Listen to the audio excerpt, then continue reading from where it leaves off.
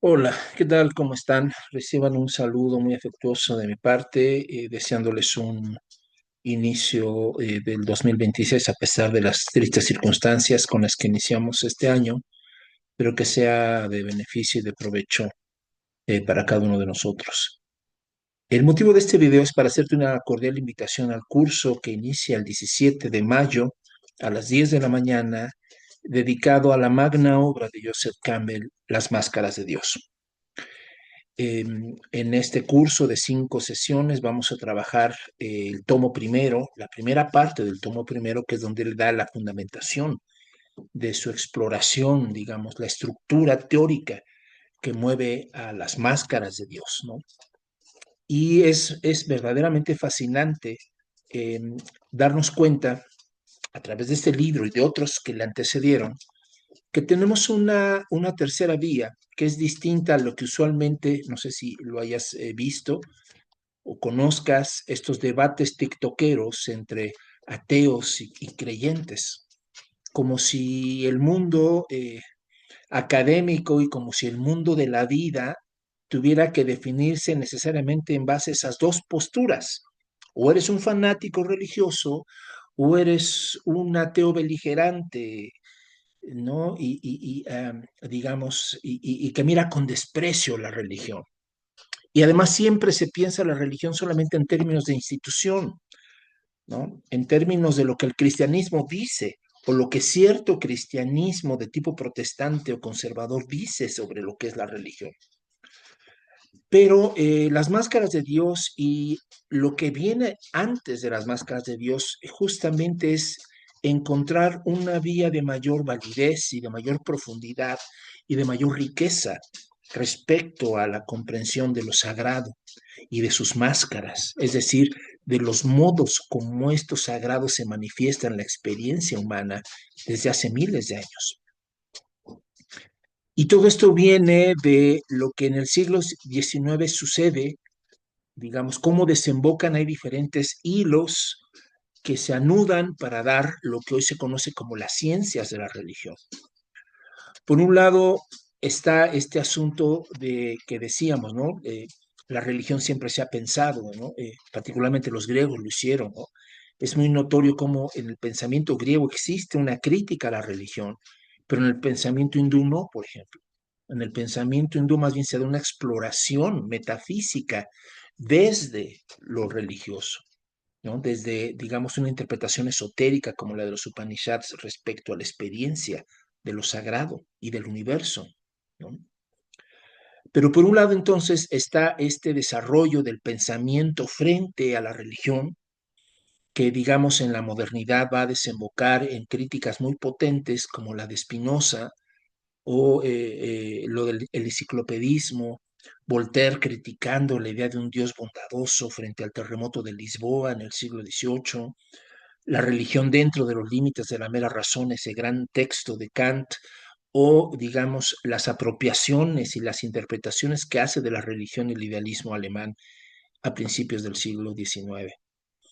Todos esos componentes, ¿no? Si alguna vez leíste a Nietzsche o has oído hablar sobre Nietzsche, pues el que Nietzsche esté citando a Zaratustra, ¿no? Y recupere una figura del pensamiento iranio antiguo, ¿no? O Schopenhauer hable del velo de Maya en su magna obra El mundo como voluntad y representación, es el resultado de esto, ¿no?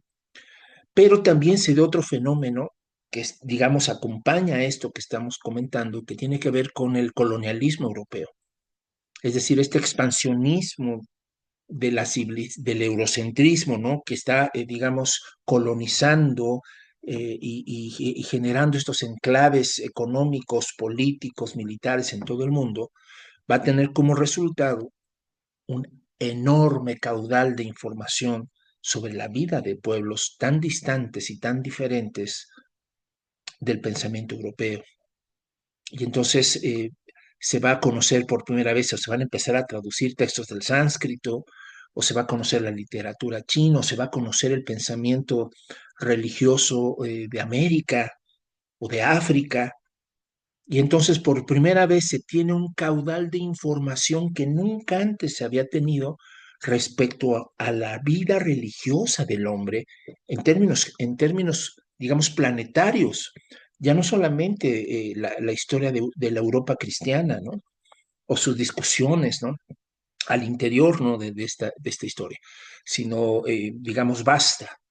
Y esta vastedad es lo que va a dar origen a la etnología. Esta vastedad es lo que va a dar origen a las primeras interpretaciones sociológicas de la religión, por Durkheim, por ejemplo, o a las psicologías de la religión, o al animismo, o a estas primeras interpretaciones que quieren dar cuenta del fenómeno religioso, pero en su totalidad. Y entonces ahí vamos a ver que, digamos, el pensamiento científico sobre el fenómeno religioso, sobre la experiencia religiosa, la experiencia de lo sagrado, va a pasar, digamos, por ese punto intermedio del que mencionábamos hace un momento, ¿no? Es decir, que no seas ni un prejuicioso fanático religioso, fundamentalista, pero tampoco seas un ateo que piense que al modo kantiano, que la religión es simplemente un fenómeno de opresión o un fenómeno primitivo para gente ignorante, ¿no? Y no encuentres la vinculación profunda que hay con nuestra propia comprensión, con nuestro propio imaginario, y con la propia búsqueda del sentido del humano.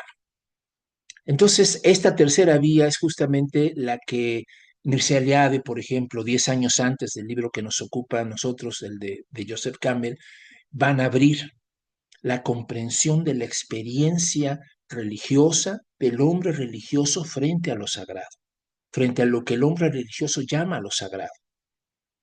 Entonces, las máscaras de Dios parten de esa gran tesis que es compartida por muchos de estos grandes estudiosos, de que por más que haya una enorme diversidad cultural, histórica, social entre los pueblos, a todo mundo le sorprendió encontrar una recurrente, eh, digamos, manifestación de temas, de mitos, de cuestiones, que era increíble la similitud tan enorme que pudieran tener, a pesar de estar en lugares, en continentes totalmente separados, y estaban hablando de una misma experiencia. Esta idea es la que tiene, digamos, o que quiere llevar a buen puerto las máscaras de Dios. Es decir, la idea de cómo estas manifestaciones, estas mostraciones de lo sagrado, estas máscaras con las que Él se revela o lo sagrado se revela en la experiencia humana. Te invito entonces a esta tercera vía, que es una vía, a mí me parece mucho más sugerente que la fundamentalista, fanática, dogmática, religiosa y el ateísmo ramplón que pretende también desechar como si fuera un asunto de que no está de moda, ¿no? Es decir, con todos los prejuicios de la modernidad del siglo XIX, ¿no? Como si no hubiera avanzado la antropología o el simbolismo o la misma filosofía en torno a estas otras dimensiones. Así es que, bueno, pues te invito a que conozcas, te maravilles junto con Joseph Campbell de esta afinidad tan grande que hay en nuestra alma para encontrar en ella lo que él va a decir la psicología del mito, es decir, una arqueología del sujeto. Preguntar antes que preguntarle a los vestigios, a los rastros en la historia de estos primeros esbozos de la creencia, ¿no? O de esta relación con el universo, ¿no? Por parte del hombre primitivo, encontrar eso en el alma humana. Esos vestigios registrados en nuestra propia historia personal, de tal forma que eso nos permite entender por qué vuelven a aparecer vez tras vez en la literatura, en la mitología, en la poesía, estos grandes temas que son parte de nuestra propia comprensión. Las máscaras de Dios entonces te están esperando. Iniciamos el 17. Espero que te comuniques conmigo a través de WhatsApp. En mi teléfono aparece en la publicidad y espero que muy pronto nos veamos y compartamos ideas, opiniones sobre esta empresa, esta tercera vía de pensar lo sagrado, pensar las máscaras de Dios como máscaras también de nosotros mismos. Nos vemos muy pronto y muchas gracias por tu atención.